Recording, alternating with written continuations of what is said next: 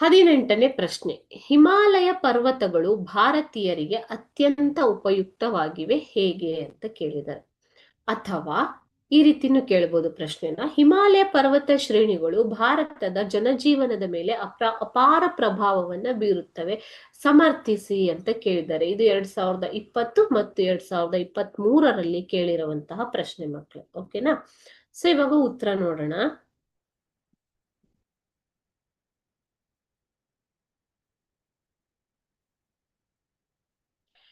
ಹಿಮಾಲಯದ ಪರ್ವತಗಳು ಭಾರತದ ಜನಜೀವನದ ಮೇಲೆ ಅಪಾರ ಪ್ರಭಾವವನ್ನ ಬೀರುತ್ತವೆ. ಇಲ್ಲಿ ಹಿಮಾಲಯ ಪರ್ವತಗಳು ಅಂತ ಸೇರ್ಸ್ಕೋಬೇಕು.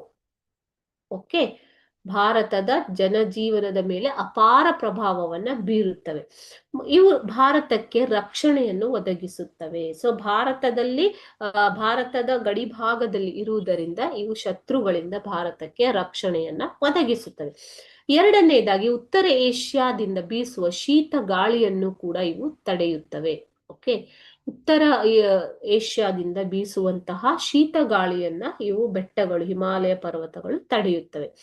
ಮೂರನೆಯದಾಗಿ ಹಿಮಾಲಯ ಪರ್ವತಗಳು ಅನೇಕ ನದಿಗಳ ಉಗಮ ಪ್ರದೇಶವಾಗಿವೆ.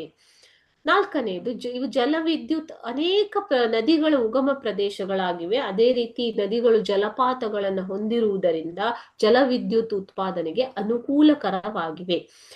ಆರ್ಥಿಕವಾಗಿ ಕೂಡ ನೋಡಿ, ಹಿಮಾಲಯ ಪರ್ವತವು ಭಾರತಕ್ಕೆ ಕೊಡುಗೆಯನ್ನು ನೀಡಿದೆ ಅಲ್ವಾ. ಸೊ ಐದನೇದಾಗಿ ಇವು ಅನೇಕ ವೈವಿಧ್ಯಮಯ ಸಸ್ಯ ಮತ್ತು ಪ್ರಾಣಿ ಸಂಕುಲಗಳಿಗೆ ಆಶ್ರಯ ತಾಣಗಳಾಗಿವೆ.